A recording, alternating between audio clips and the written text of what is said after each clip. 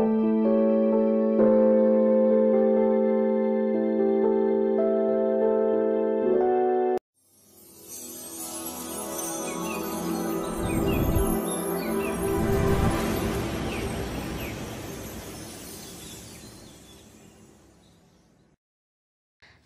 Liệu xin chào bạn. Chào mừng bạn đến với kênh móc len của Dương Liệu Handmade. Video này Liệu sẽ hướng dẫn bạn móc một mẫu túi đeo chéo hình quả dâu rất ngọt ngào.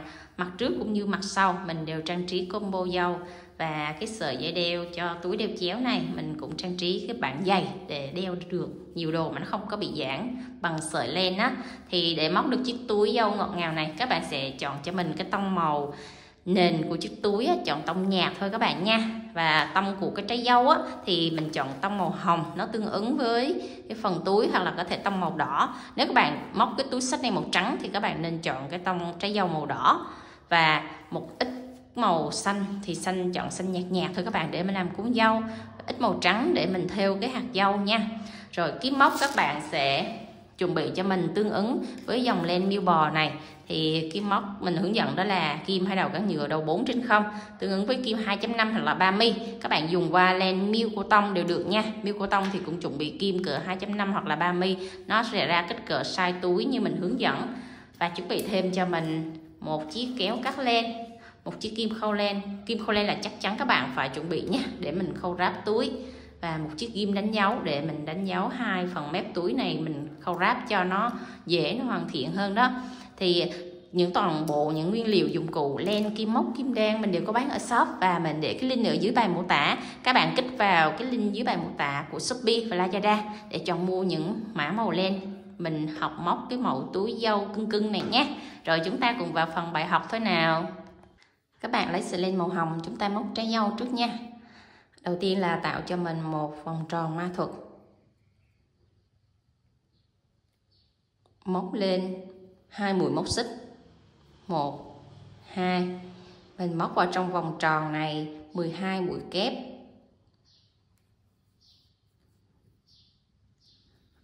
1,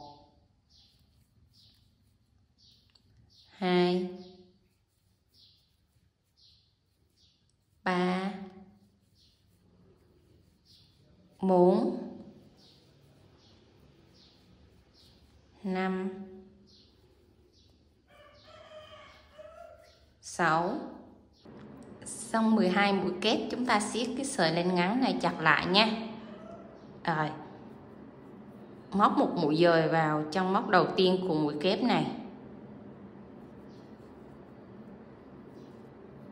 siết chặt lại. Bắt đầu chúng ta lên tới hàng thứ hai là các bạn sẽ móc lên cho mình một mũi móc xích, móc vào cái chân đầu tiên này một mũi nưa kép, kẹp cái sợi len thừa này đi vào trong móc luôn các bạn, một nưa kép. Chân thứ hai 4 mũi kép vào chung một chân móc,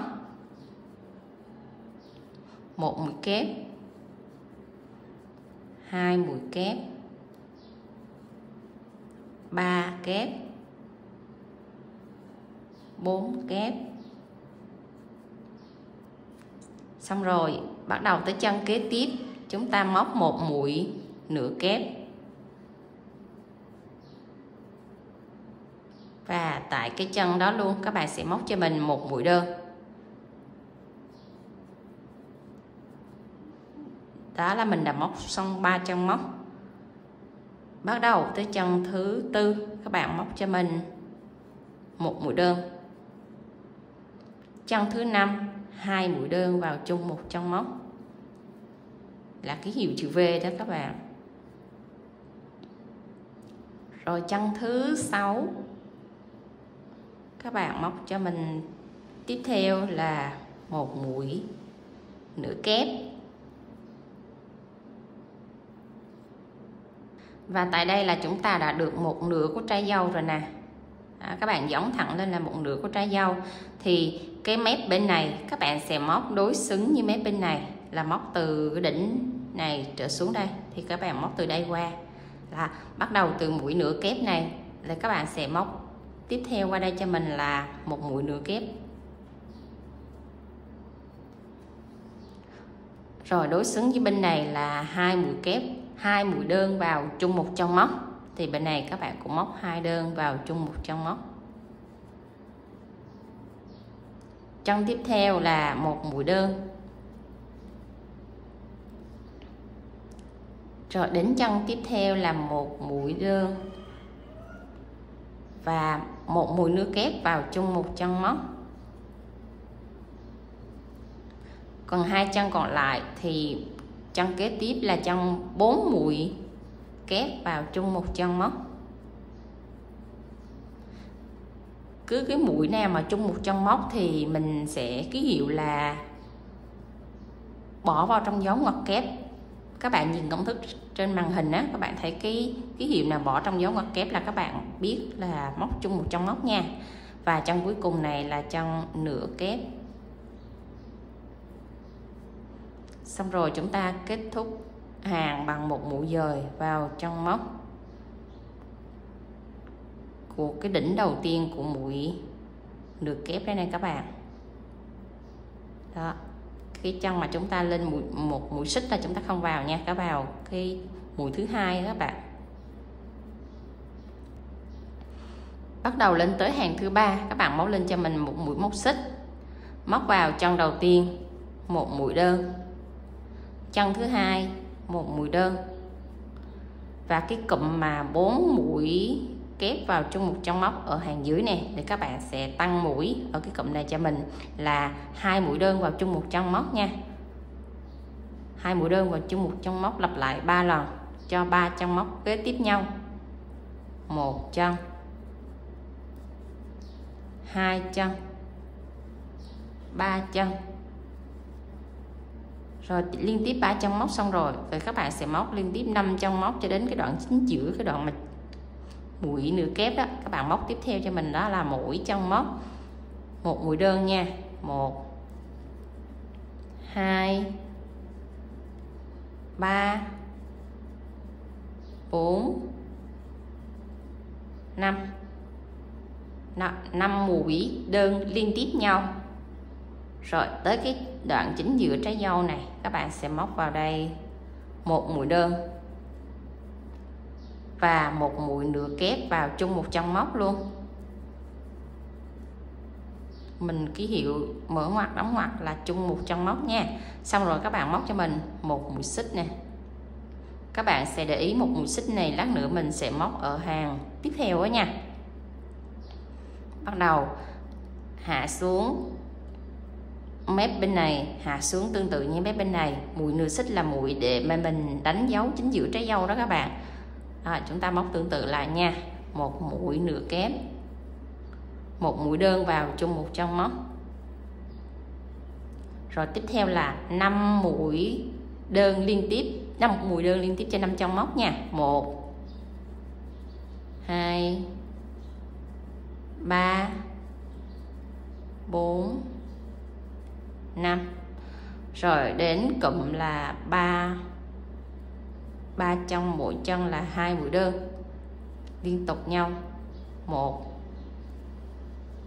2 đơn chung chân móc hết nha. 3. Còn lại 2 chân cuối, mỗi chân móc 1 mũi đơn. Và mình cũng kết hàng bằng mũi đơn đầu tiên ở mép bên này.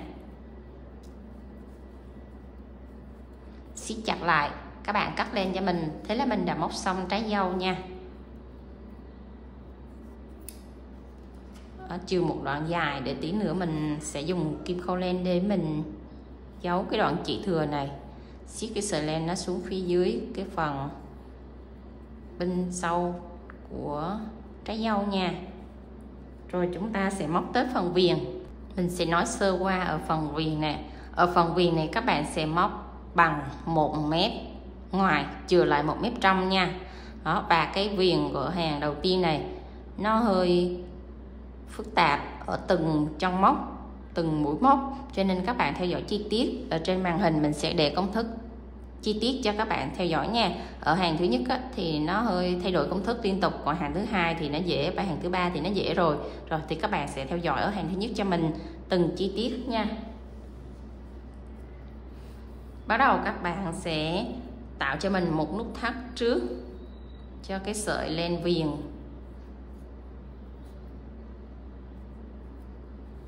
Rồi tại cái chân móc mà một mũi xích mà lúc nãy mình nói các bạn theo dõi kỹ đó, đây ngay tại cái cuốn dâu đây, mình gióng thẳng xuống là nó nằm ở trên đỉnh nè. Đó, một mũi xích nó nằm ở trên đỉnh đây, thì các bạn sẽ cho kim vào cái mũi xích đó nha, móc từ cái đỉnh đó trước, đưa cái sợi len móc màu viền vào và móc lên cho mình là một mũi xích. Các bạn móc lên một mũi xích, rồi đâm kim vào tại cái chân móc mũi xích đó, móc tiếp cho mình một mũi đơn vào tại chân móc đó luôn nha.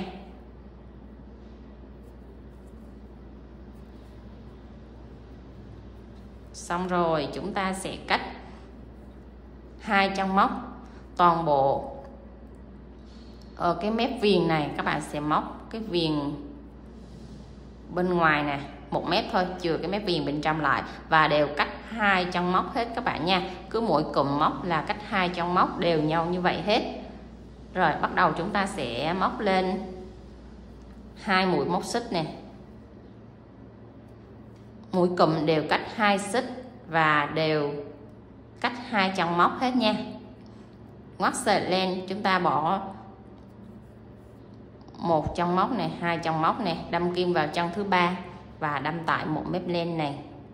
Đây, bỏ chân thứ nhất, bỏ chân thứ hai, đâm kim vào chân thứ ba đây, móc vào đây một cụm là 3 mũi kép, 1 kép, 2 kép, 3 kép. Đó, các bạn nhớ một cụm 3 kép hết nha. Xong rồi các bạn cắt lên cho mình 1 xích, 2 xích và móc vào chân kế tiếp cũng một cụm là 3 mũi kép, 1 kép, 2 kép, 3 kép. Đó, nó cách nhau ở hai chân vậy các bạn nha. Xong rồi các bạn sẽ cắt cho mình là 2 mũi xích tiếp. Ở trên cắt 2 mũi xích thì ở dưới mình cũng cắt 2 chân móc nha. Đó, các bạn sẽ lưu ý như vậy cho mình.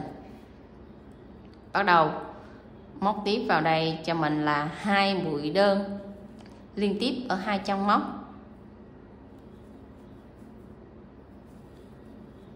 Xong 2 mũi đơn liên tiếp ở hai chân móc, chúng ta lại móc lên 2 xích và cũng cắt 2 chân móc như vậy cho mình tiếp nha.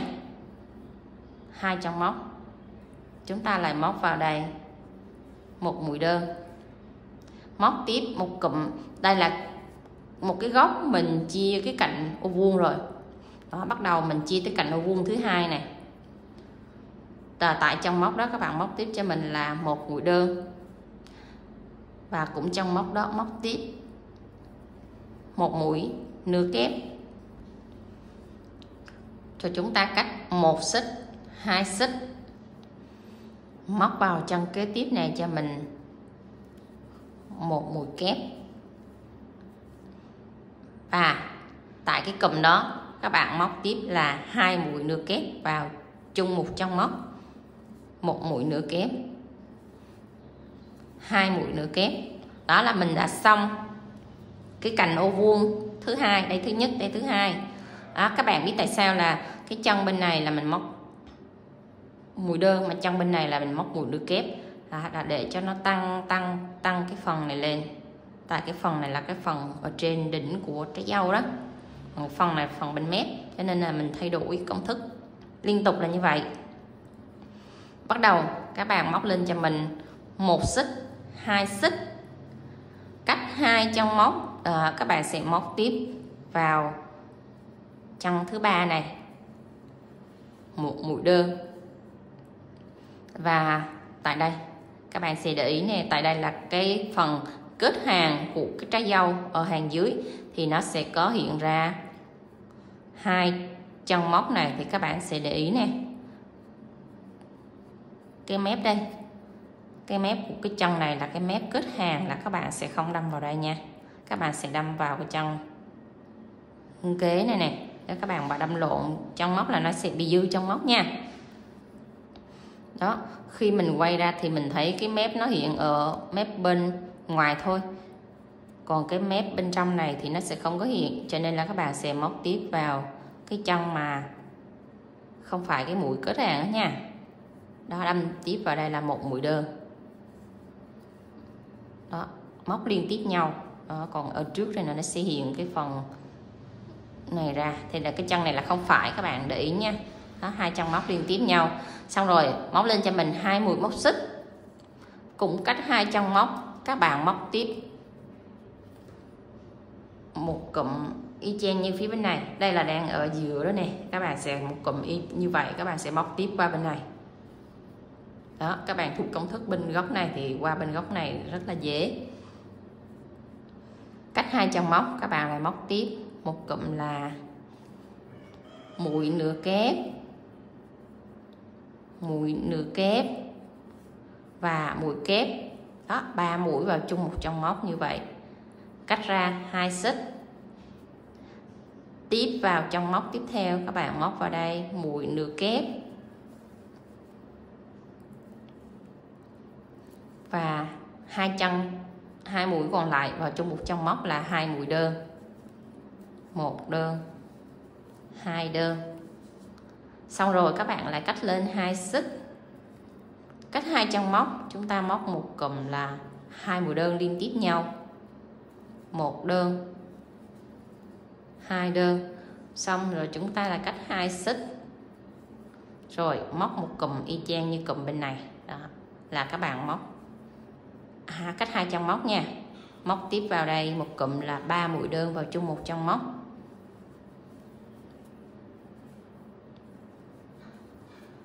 Rồi móc lên 2 xích, móc tiếp vào cái chân kế tiếp một cụm 3 mũi kép vào chung một chân móc.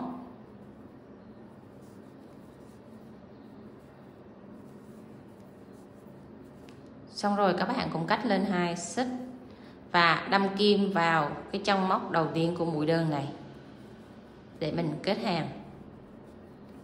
Đó, mình đã tạo xong cái phần ô vuông đó. Đó, thì công thức nó hơi dài chút xíu, nhưng mà khi mình móc ra tạo thành cái ô vuông này là các bạn đã móc thành công nha.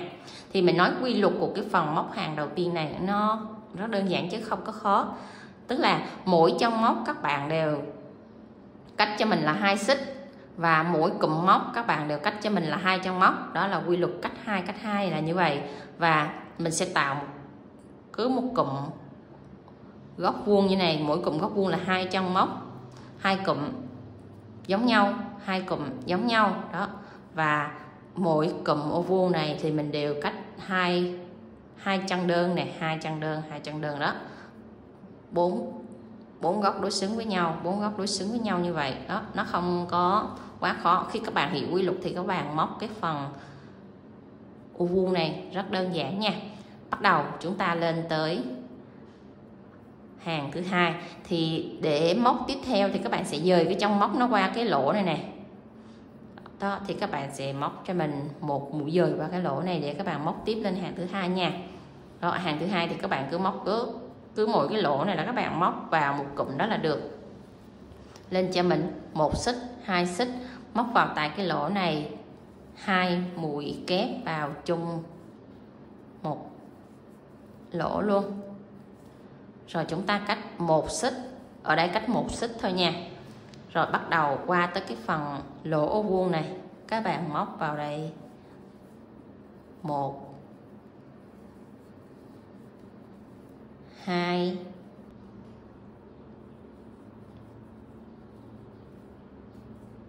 xong 3 mũi kép rồi các bạn sẽ móc lên cho mình 2 xích và đâm kim tại cái góc ô vuông này 3 mũi kép vào chung một chân móc nữa, là mình sẽ có tổng là 6 mũi kép vào chung một chân ở góc ô vuông này nha. Xong 6 mũi kép các bạn móc lên cho mình 1 mũi xích, là các bạn sẽ lưu ý nè, ở tất cả các cái góc này mình chỉ cách 1 xích thôi, 1 xích. Còn cái góc ô vuông nè, 1 vuông, 2, 3, 4, 4 cái cạnh góc vuông này là mình sẽ cách 2 xích nha. Còn toàn bộ còn lại những cái góc bên này là mình sẽ cách 1 xích. Rồi các bạn cứ móc tiếp cho mình một cụm là 3 mũi kép vào chung một chân móc và cách 1 xích.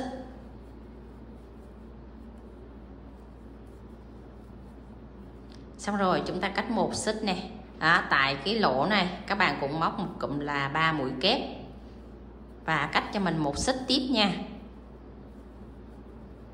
Qua tới cái đường viền của hàng thứ hai này rồi thì mình sẽ dễ nhớ công thức hơn nè, cách 1 xích nè. Rồi đến cạnh ô vuông này các bạn cũng móc tương tự một cụm bên này, chúng ta cũng móc là 6 mũi kép vào chung một chân móc, và chính giữa 6 mũi kép đó là chúng ta sẽ cách lên 2 xích. Đây, 3 kép rồi chúng ta lên 2 xích nè, móc tiếp vào ngay góc ổ vuông đó 3 kép nữa nha.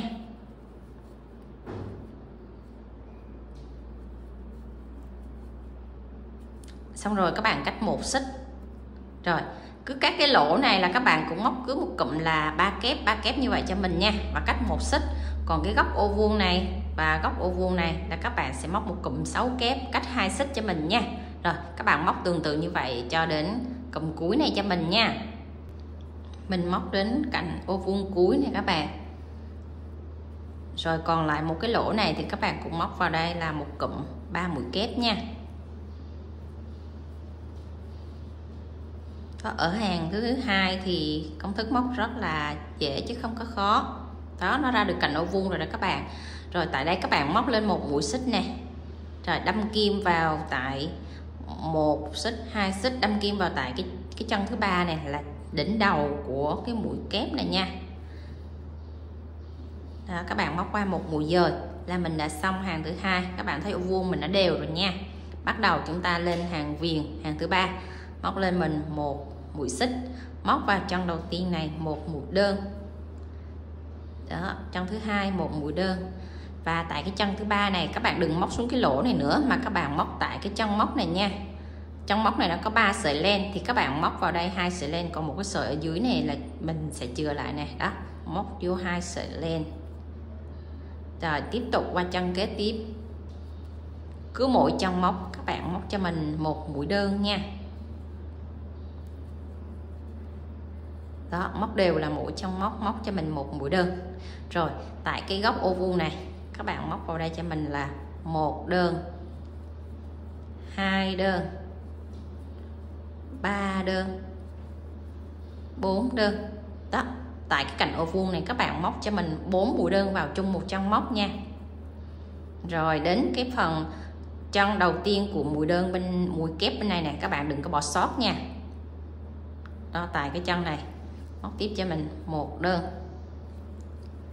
2, 3. Đó, các bạn thấy góc của vuông nó vuông rồi nha, 3 mũi đơn rồi.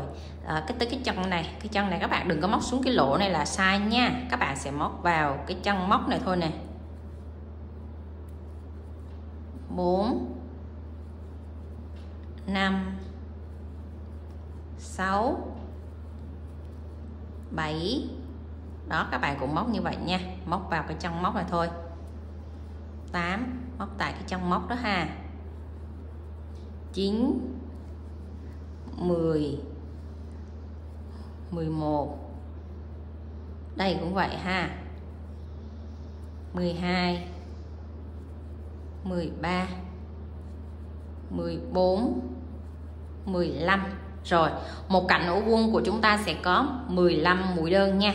Và tại cái phần góc ô vuông này là các bạn móc 4 mũi đơn vào chung một chân móc nè. 1, 2, 3, 4. Rồi, tới cạnh này các bạn cũng móc 15 chân móc mũi đơn, và ngay cái góc này cũng 4 mũi đơn chung chân, góc này cũng 4 mũi đơn chung chân, và các bạn cứ viền đều như vậy, mình gặp nhau ở chân cuối này các bạn nha. Rồi mình đã móc xong đến chân cuối cùng của ô vuông thì các bạn sẽ đếm nha. Chân cuối cùng này các bạn đếm ở đây là có bao nhiêu mũi đơn. Mình thấy là có 14 mũi đơn thôi. Thì cái chân cuối cùng của mình á là cái chân mà lên lên 2 mũi móc xích chỗ này nè. Thì cái chân này mình chưa có thêm mũi đơn vào thì mình thêm vào đây 1 mũi đơn nữa để cho nó đủ 15 mũi đơn cho mỗi cạnh ô vuông nha. Đó, nhớ là cái chân cuối cùng này các bạn phải thêm 1 mũi đơn vào đây nữa nó mới đủ nha. Rồi chúng ta móc 1 mũi dời vào chân móc đầu tiên của mũi đơn bên này. Xong rồi các bạn móc lên cho mình 1 xích để chúng ta kết thúc cắt sợi len và siết chặt lại cho mình. Đó, như vậy nó mới đủ cái cạnh ô vuông của chúng ta, nó mới đủ 15 ở 4 cạnh ô vuông như vậy nha. Rồi chúng ta lấy xí sợi len màu xanh để bắt đầu mình móc cái phần cuốn dâu nha các bạn. Ở phần cuốn dâu thì các bạn sẽ móc ở phần đỉnh này nè. Bắt đầu các bạn để ý ha, ở đây này có 2 cái phần mà góc ô vuông này nè, các bạn sẽ để ý từ 2 góc ô vuông này nha, là mình sẽ móc ở đây 1 2 3 4 ở 4 trong móc ở đây nha. Đó, bắt từ cạnh ô vuông này các bạn sẽ cắt ra nè 1 chân móc nè, các bạn móc vào chân thứ hai đây. Đó, ngay cái mép nó cột lên đó các bạn. Rồi mình đưa sợi len vào, móc lên cho mình 1 mũi móc xích, và tại cái chân móc đó các bạn móc cho mình 1 mũi dời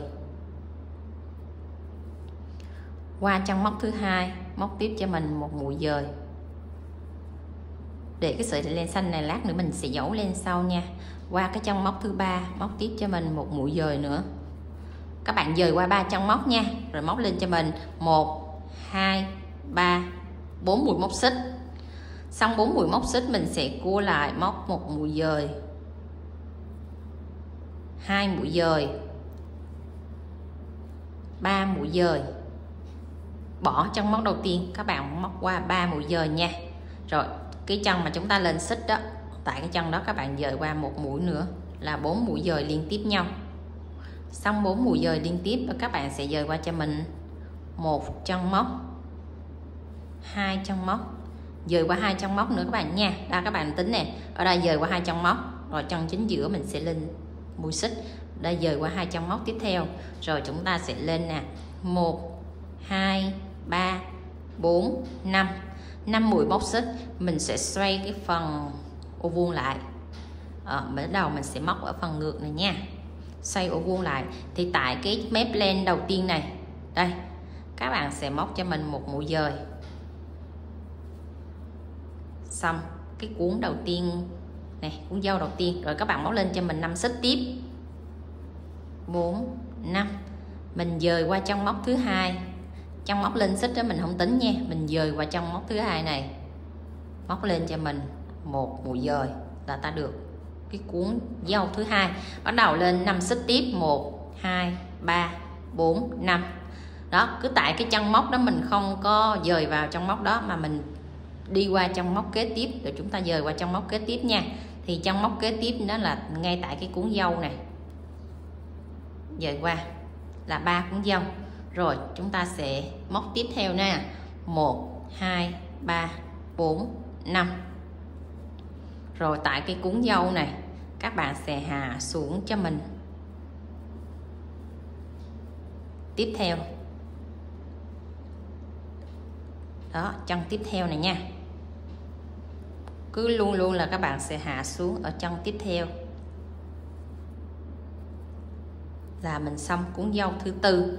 1 2 3 4 5. Cuốn dâu thứ 5 ở chân tiếp theo đây, mình cũng dời qua chân tiếp theo, mình móc 1 mũi dời. Và cuốn dâu thứ 6 nè, 1 2 3 4 5. Ở chân cuối cùng này các bạn sẽ dời qua 1 chân móc, đây là chúng ta được cuốn dâu thứ 6. Xong rồi các bạn sẽ siết chặt và móc lên cho mình 1 mũi xích để nó khỏi bị tuột lên nha. Rồi cắt cho mình một đoạn, siết chặt lại. Và 2 cái sợi len này các bạn sẽ đưa xuống phía dưới này, lát nữa mình sẽ giấu nó vào trong cái phần màu hồng này. Đó, thì toàn bộ cái sợi len thừa này, 4 sợi len thừa này các bạn sẽ giấu vào trong cái phần dâu màu hồng này nha. Xong cái phần cuốn dâu đó các bạn sẽ xếp cho nó bằng lại vậy nè. Mình sẽ có 6 cuốn dâu nó xòe ở phía dưới, và một cái phần cuốn nó nằm ở phía trên này.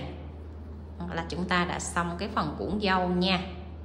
Và các bạn cắt cho mình một đoạn len màu trắng hoặc là màu đỏ để chúng ta thêu phần trái dâu. Với trái dâu màu hồng, trái dâu chưa chín này, trái dâu hùm hùm này thì mình thêu bằng len trắng nè cho nó đẹp nha. Bắt đầu chúng ta thêu từ đỉnh này, các bạn thêu lên nè. Thì thêu trái dâu chúng ta thêu ngẫu nhiên thôi, không có theo một quy tắc nào hết.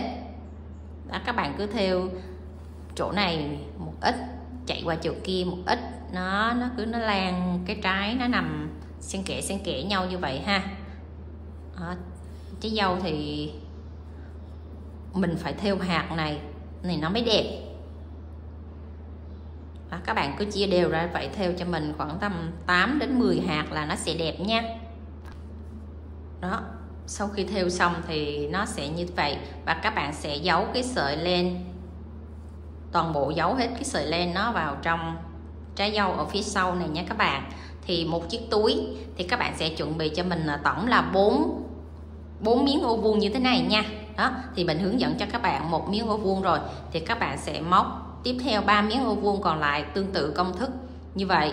Đó, mỗi miếng ô vuông này thì các bạn sẽ móc là nó có kích thước như vậy, mình sẽ đo cho các bạn nha. Chiều ngang cũng như chiều dọc là 10 cm nha. Đó, thì các bạn móc lỏng tay hay là chặt tay thì nó cũng sẽ dịch khoảng tầm 9,5 đến 10 cm. Thì các bạn sẽ chuẩn bị cho mình là 4 miếng tổng cộng như vậy nữa nha. Rồi bắt đầu mình hướng dẫn các bạn ráp thành túi nè. Chuẩn bị 2 miếng để mình ráp 2 miếng này lại thành một miếng lớn trước.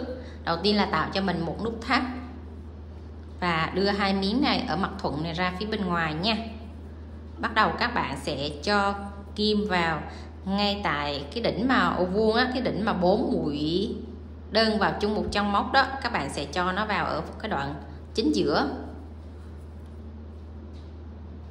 Đó, các bạn sẽ cho vào ở đoạn chính giữa này nha, và cho vào cái đỉnh ô vuông đầu tiên này cho mình nè,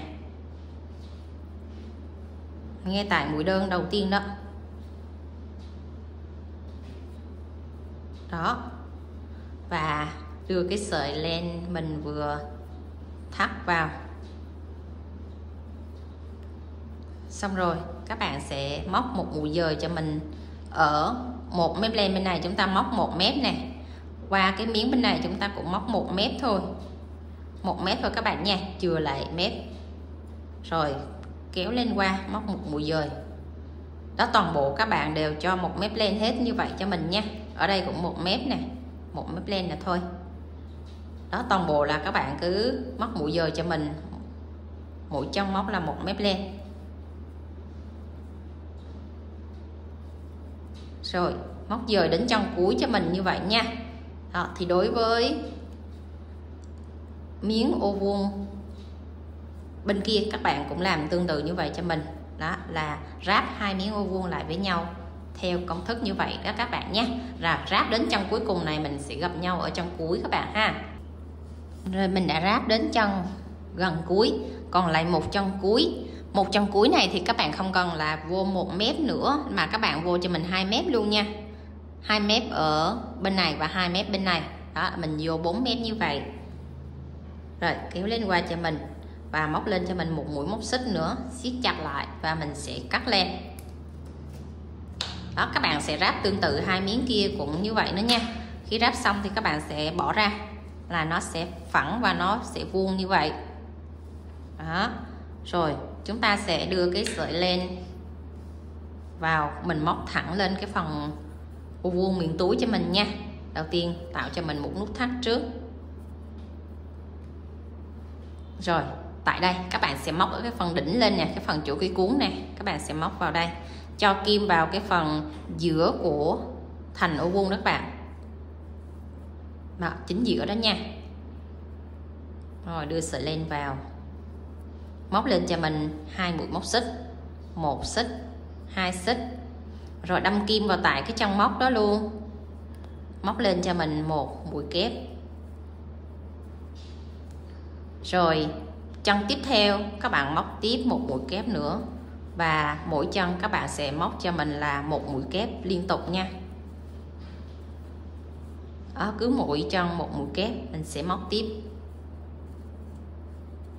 không bỏ sót chân móc nào hết các bạn nha. Đó, mình vừa móc và mình vừa kẹp cái sợi len thừa này vào luôn. Mỗi chân một mũi kép các bạn móc cho đến chân cuối cùng này cho mình á, mình gặp nhau ở chân cuối này nhé. Mình đã móc đến chân cuối cùng là tổng là chúng ta có 39 mũi kép nha. Và ở cái đoạn mà giữa này nè, ở cái đoạn giữa của hai cái phần mà ráp này nè, các bạn phải móc vào đây đủ cho mình là 4 mũi kép nha. 4 mũi kép thì nó mới đủ là 39 chân móc.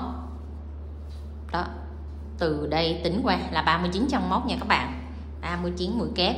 Rồi các bạn sẽ lên tiếp hàng thứ hai cho mình, móc lên cho mình 1 xích, 2 xích, quay cái phần len lại, móc tiếp vào hàng thứ hai cho mình nè. Chân đầu tiên này móc 1 mũi kép. Đó, các bạn cũng móc tương tự như vậy cho mình. Hàng thứ hai cũng 39 mũi kép. Đó, móc lên tiếp theo như vậy cho mình là mỗi chân móc 1 mũi kép nha. Ở đây mình đang móc hàng thứ hai rồi thì các bạn sẽ móc tiếp theo cho mình từ hàng thứ hai cho đến hàng thứ 6. Mỗi hàng cũng tổng là 39 chân móc. Mình sẽ gặp các bạn sau khi các bạn móc xong đến hàng thứ 6 nha. Đó, móc tương tự như vậy, cứ kết hàng mình qua bên này mình cua lại và lên 2 xích là lên tiếp tới hàng thứ 3 như vậy nữa các bạn nhé. Mình đã móc đến hàng thứ 6 thì đây là mặt trước của túi, và xong hàng thứ 6 này chúng ta kết thúc và móc lên cho mình 1 mũi móc xích, siết chặt lại và mình cắt len là mình xong ở một miếng ô hình chữ nhật của túi nha. Rồi các bạn sẽ chuẩn bị công thức tương tự như vậy, cũng 2 miếng dâu và cách ráp đường viền, cách móc lên cái phần thân túi này 39 chân móc. Đây, các bạn sẽ móc tương tự như vậy cho một cái phần hình chữ nhật ở phía sau túi nha. Thì ở mặt trước đây là mình sẽ móc 6 hàng móc nè, 2, 4, 6 hàng móc.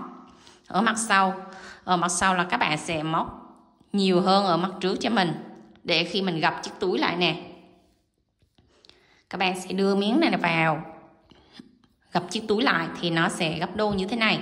Cho nên là các bạn sẽ móc ở cái miếng phía sau đó, các bạn móc cho mình là 14 hàng móc nha. 1, 2, 3, 4, 5, 6, 7, 8, 9, 10, 11, 12, 13, 14 hàng móc. Tổng là 14 hàng móc cho mình nha các bạn. Đó, rồi mình còn trừ hao cái phần gáy nữa, là cái miệng túi của mình khi ráp xuống là nó sẽ như thế này nha. Rồi là cái phần mặt trước là mình đã hoàn thành nè. Rồi đến cái phần mặt sau, bắt đầu chúng ta móc đến phần mặt sau nha. Mặt sau là móc đến hàng thứ 14 nè. Tại là từ hàng thứ nhất các bạn móc đến hàng thứ 14 xong rồi chúng ta bắt đầu móc tiếp nha. Bây giờ chúng ta sẽ móc tiếp cái phần miếng lớn đó nha, để mình tạo cái phần nút gài của chiếc túi á. Rồi thì đầu tiên các bạn sẽ móc tiếp lên cho mình hàng thứ 15 nè, 1 mũi móc xích, đâm vào chân đầu tiên này 1 mũi đơn, chân thứ hai 1 mũi đơn. Đó, các bạn sẽ móc đều cho mình là mỗi chân móc 1 mũi đơn nha. Móc đến chân móc thứ 20 là mình dừng lại. Đó, cứ mỗi chân móc là các bạn móc đều cho mình 1 mũi đơn nha. Dừng lại ở chân móc thứ 20 ở chính giữa miệng túi này cho mình nha các bạn. Mình đã móc đến chân thứ 20. Thì khi các bạn áp thử xuống thì chân thứ 20 nó sẽ nằm ở chính giữa, ngay cái nút quai gài ở chính giữa hai miếng ô vuông này ha. Rồi chúng ta sẽ bắt đầu chiết lên cái phần nút gài nè. Tại đây các bạn sẽ móc lên cho mình là 10 mũi móc xích nha. 1, 2, 3, 4, 5, 6, 7, 8, 9, 10. Sau 10 mũi móc xích là các bạn sẽ cua lại đúng tại cái chân móc đó luôn các bạn nha. Tại cái chân móc thứ 20 này, móc qua 1 mũi dời. Đó là mình đã tạo xong cái nút gài rồi các bạn nha. Đây, bắt đầu còn lại 19 chân móc này, các bạn móc tiếp là mỗi chân móc một mũi đơn tiếp theo cho mình nha. Đó, móc cho đến chân cuối cùng luôn các bạn nha. Đó, móc tiếp theo như vậy toàn bộ bằng mũi đơn hết nha. Mình đã móc đến chân cuối cùng. Đó, xong chân cuối cùng rồi thì các bạn sẽ móc lên cho mình một mũi móc xích, siết chặt lại và cắt lên là chúng ta đã hoàn thành xong cái miếng mặt sau của chiếc túi nha. Đó, nó sẽ bự ra như vậy và khi gặp lại là nó sẽ như vậy các bạn nha. Rồi đến phần làm gáy túi và làm dây thì các bạn sẽ tạo cho mình một nút thắt, móc lên cho mình 9 mũi móc xích, 1 2 3 4 5 6 7 8 9.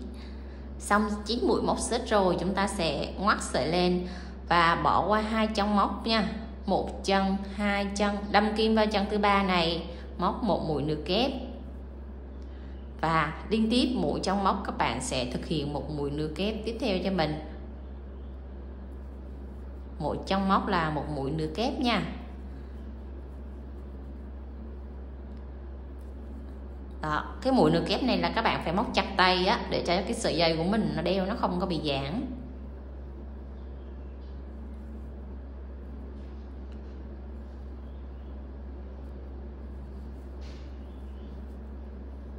Đó, 2 4 6 mình sẽ có 7 mũi nửa kép ở 7 chân móc liên tiếp nhau như vậy. Xong hàng thứ nhất rồi các bạn sẽ móc lên cho mình 2 mũi móc xích, cua phần len lại, móc vào chân đầu tiên này một mũi nửa kép và tiếp tục các bạn móc 7 chân móc tiếp theo là mỗi chân móc một mũi nửa kép như vậy nha.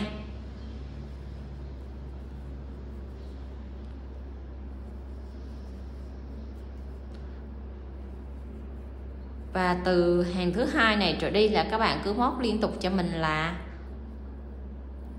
cứ mỗi hàng là chúng ta lên 2 mũi móc xích và thực hiện 7 mũi nửa kép ở 7 chân móc. Xong rồi là các bạn cũng lên 2 xích, cua phần len lại, chúng ta móc tiếp 7 mũi nửa kép. Đó, cứ như vậy các bạn sẽ móc cho mình một dải dài 7 chân móc liên tiếp nhau, cứ vậy không có tăng mũi nha. Một dải dài như vậy là nếu các bạn mà cao trên 1m6 á, thì các bạn sẽ móc cho mình một cái sợi dây nó dài khoảng tầm là 1m6. Còn các bạn mà dưới 1m6 á, thì mình móc sợi dây nó khoảng tầm là 150 cm là đủ cho cả sợi dây gáy và sợi dây đeo nha. Mình móc xong sợi dây có chiều dài là 150 cm rồi thì các bạn sẽ móc lên cho mình một mũi móc xích nữa và áp hai cái sợi dây này lại với nhau. Và khi áp lại thì các bạn nhớ là cho nó cùng một mặt nha. Rồi chúng ta sẽ móc khâu ráp hai đầu sợi dây lại với nhau nè. Đầu tiên cho kim vào trong móc đầu bên này thì mình cũng cho kim vào trong móc ở đầu phía bên này đây, và móc qua cho mình một mũi dời. Dời là kéo lên qua ở hai chân móc luôn nha. Rồi các bạn sẽ lặp lại tiếp theo như vậy cho mình là một mũi dời nữa. Đó, cứ cho mép len ở phía bên này và cho mép len ở phía bên này, chúng ta cứ móc dời chân móc qua là được. Đó, ở 7 chân móc các bạn cứ dời liên tiếp nhau như vậy cho mình nha. Đó, dời luôn 7 chân móc cho nó đủ, nó không có bị sót chân móc nào nha các bạn. Và chân cuối cùng ở phía bên này. Khi dời xong rồi thì các bạn cũng phải móc lên cho mình một mũi móc xích. Bây giờ chúng ta sẽ lấy mặt trước của phần túi và dây gáy, chúng ta khâu ráp nha. Đó, thì các bạn sẽ để sợi dây vào và khâu ráp bất kỳ đoạn nào trên sợi dây cũng được. Và bắt đầu chúng ta sẽ khâu ráp từ bên trái sang bên phải nha. Đầu tiên là các bạn sẽ tạo cho mình một nút thắt trước.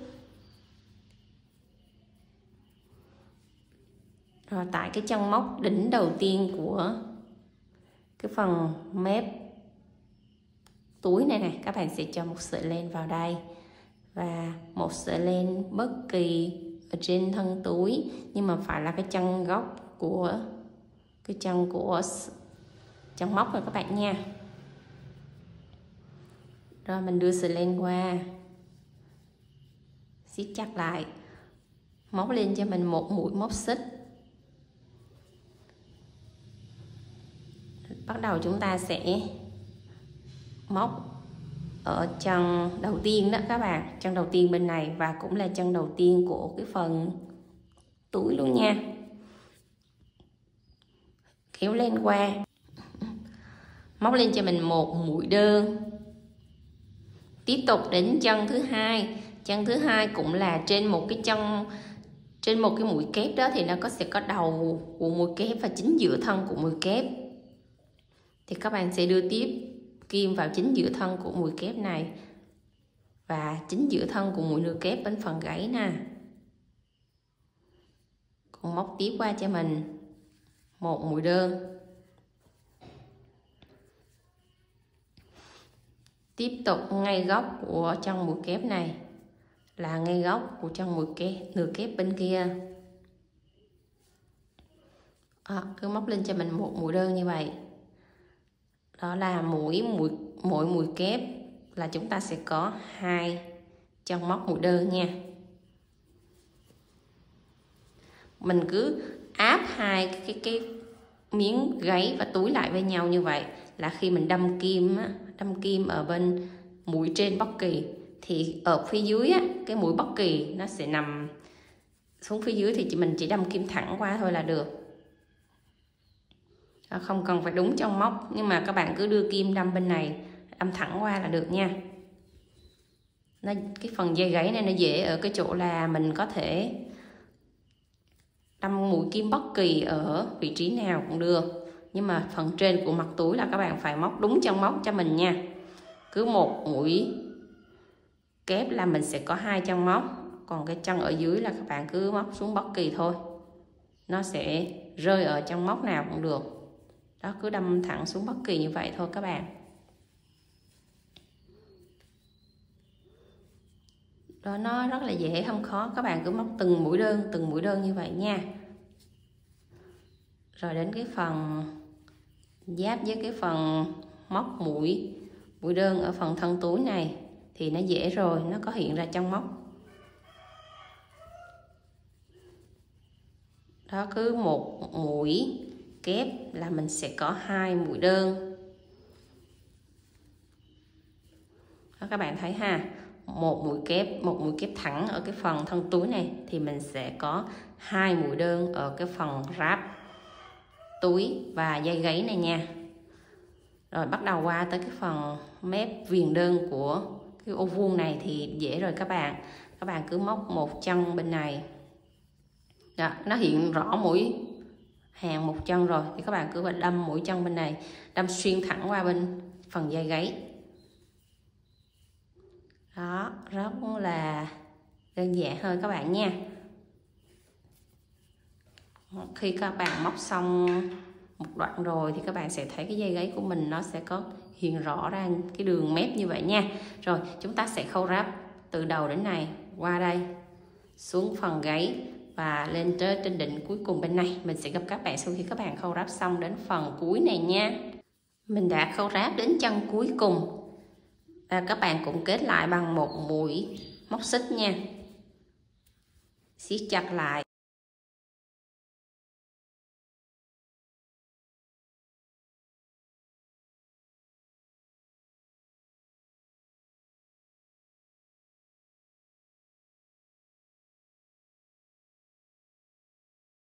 Ở phía bên này các bạn cũng giấu tương tự như vậy nha.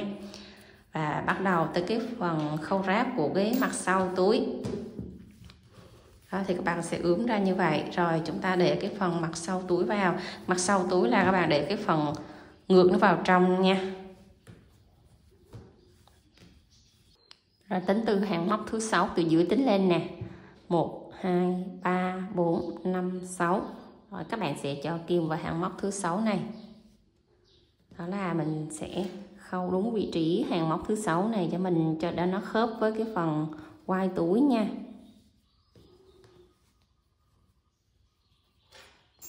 Rồi cho kim vào hàng móc thứ 6 này, thì ở cái hàng dưới á, mình sẽ để nó khớp với cái phần mặt chúng ta khâu với cái phần mép ngoài của mặt trước nè. Đấy, các bạn thấy này, cái vị trí đúng cái chân móc này thì các bạn giống ngang nó qua. Đó, giống ngang nó qua thì nó nằm tại vị trí này. Đó, các bạn nhớ phải chọn đúng chỗ thì cái phần mặt trước và mặt sau nó mới khớp nhau nha. Rồi, và mình cho cái sợi dây len qua. Mình cũng móc mỗi chân móc một mũi đơn, tương tự như phần khâu ráp ở mặt trước vậy. Cái phần mặt sau này các bạn chỉ cần là nhớ nó đúng vị trí thôi là được. Ráp đúng ở hàng thứ 6 và tại chân móc của mặt trước để hai mặt nó khớp với nhau như vậy là được nha. Rồi móc lên cho mình là cứ một hàng móc mũi kép này là chúng ta sẽ có 2 mũi đơn như vậy các bạn nhé. Đó, và cái mặt của trái dâu là mình áp cái phần thuận nó ra ngoài và cái phần ngược nó vào bên trong. Mình sẽ chỉ cho bạn một cái mèo để mà ráp cái túi mặt sau nó khớp với mặt trước một cách đẹp, thẩm mỹ nhất, nhanh nhất. Thì các bạn sẽ dùng cái ghim đánh dấu này, hoặc là dùng cái sợi len khác màu. Như mình là mình dùng cái sợi len khác màu để mình đánh dấu những cái điểm quan trọng này nha. Ngay cái tại đường viền của cái phần màu ô vuông mặt trước này, các bạn đánh dấu từ cái chân móc nè của cái phần gáy này, các bạn đánh dấu qua tại cái chân móc của phần gáy đó, thì các bạn sẽ đây cho cái sợi len qua, mình cột lại ở đây một đoạn trước, mình sẽ làm dấu. Thì các bạn sẽ móc làm sao mà đến cái vị trí đó là nó phải khớp với cái mặt trước để chiếc túi của mình nó cân đối ở hai mặt nha. Rồi cột lại cho mình một điểm góc ở đó trước nha. Bắt đầu đến một điểm góc ở đây, cái phần mà góc nhọn này nè các bạn, cái phần góc nhọn của ô vuông này thì nó nằm ở vị trí cái chân móc đây. Các bạn sẽ gióng xuống, nó nằm ở tại cái chân móc này. Đó, giữ chặt tay cho mình nha. Góc này thì cái phần gáy này thì các bạn cũng sẽ đưa cái sợi len qua, các bạn cột đúng cái vị trí đó. Đó, khi mà mình móc nó bị xê dịch 1-2 chân móc ở cái phần gáy thì các bạn sẽ điều chỉnh. Đây là cái phần mặt thuận thì chúng ta sẽ móc cái mũi chân móc là đều rồi. Còn cái phần mặt gáy á, nếu mình móc tới cái đoạn này mà thiếu mũi á, thì các bạn sẽ móc lùi qua một chân móc hoặc là tiến tới một chân móc để cho nó khớp nha. Rồi tiếp tục các bạn sẽ cột tiếp một sợi dây ở phần góc gáy này và một sợi dây ở cái phần ô vuông này, ráp với ô vuông bên này. Đó cũng tương tự như hai cái sợi dây mình vừa hướng dẫn bên này. Đó, các bạn sẽ cột định vị trước rồi các bạn móc nó mới không bị lệch chân móc nha các bạn. Móc đến chân cuối cùng rồi thì các bạn cũng móc lên một mũi xích và cắt len, rút len lại và luồn những cái sợi chỉ thừa vào ở bên trong, tương tự như ở mặt trước mình có hướng dẫn cách cắt len và chốt len như vậy ha. Rồi về phần trang trí cho chiếc túi này thì các bạn sẽ kết một hạt nút, nó nằm ở chính giữa cái vị trí này các bạn, ngay chỗ này. Và ở phần nắp túi á, thì các bạn sẽ trang trí thêm một bông dâu ở đây, một bông dâu ở đây, bông dâu màu trắng nhĩ vàng đó các bạn, hoặc là các bạn để trơn như thế này nó cũng đẹp. Rồi về phần dây đeo á thì các bạn có thể trang trí ở đây một cái bông hoa, một cái móc khóa, hoặc là một cái quả dâu bé bé cưng cưng như vậy cũng được. Quả dâu này thì các bạn sẽ xem ở video sau, mình có hướng dẫn các bạn cách làm quả dâu nha. Rồi bây giờ mình sẽ hướng dẫn các bạn cách làm cái hạt nút trang trí vào cái vị trí này. Làm hạt nút thì các bạn sẽ lấy cái sợi màu hồng của quả dâu á để chúng ta làm cho nó tiệp tông nha, hoặc là có thể các bạn làm lên màu xanh của cuốn lá cũng được. Đầu tiên là tạo cho mình một vòng tròn ma thuật trước, móc lên một mũi móc xích, móc vào trong vòng tròn này cho mình là 8 mũi đơn. 1 2 3 4 5 6 7 8 siết lại một chút xíu thôi các bạn. Rồi mình kết hàng lại bằng một mũi dời vào trong móc của mũi đơn đầu tiên này, kéo lên qua và bắt đầu lên tới hàng thứ hai, các bạn móc lên một mũi xích nha, móc tiếp vào cái vòng tròn này cho mình và móc đi luôn cái sợi len ngắn này, móc tiếp vào đây là một đơn, 2, 3, 4, 5, 6, 7, 8, 9, 10, 11, 12, 13, 14 mũi đơn tất cả các bạn nha. Rồi mình cũng kết hàng lại bằng một mũi dời vào trong móc của mũi đơn đầu tiên này. Xong rồi chúng ta sẽ cắt một đoạn len dài dài chút xíu, cỡ tầm là 15 cm. Đấy, để cái sợi len này lát nữa mình sẽ khâu vào trong chiếc túi luôn đó các bạn ha. Xong rồi thì các bạn sẽ uốn nắn chỉnh và siết cái sợi len ngắn này lại cho mình này, siết chặt lại, chỉnh cho cái hạt nút của mình nó tròn đều và đẹp, và cho cái sợi len ngắn này xuống phía dưới chân móc luôn, xuống dưới tại chân móc này nè các bạn.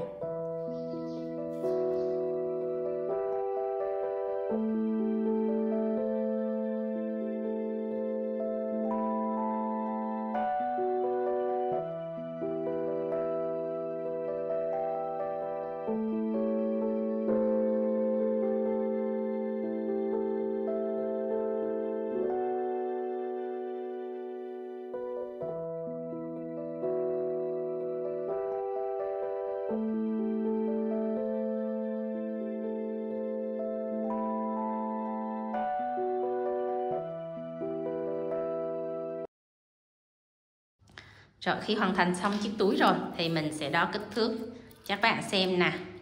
Kích thước của chiều ngang túi là 21 cm. Đây. Còn chiều cao túi của mình là 17 cm. Phần gáy nha. Mình đo thử phần gáy cho các bạn xem ha. Phần gáy của mình là 5 cm. Đó, là chiếc túi của mình đựng cũng được nhiều đồ lắm các bạn nha. Mình để căng phòng cái túi lên thì nhìn rất là cưng.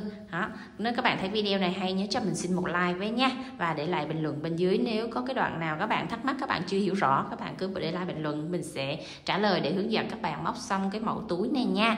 Mới các bạn nào mà ghé kênh mình lần đầu tiên á, nhớ ấn quả chuông đăng ký để theo dõi những video sắp ra trên kênh mới của Liệu nha. Bye bye các bạn, hẹn gặp lại các bạn những video sau. See you.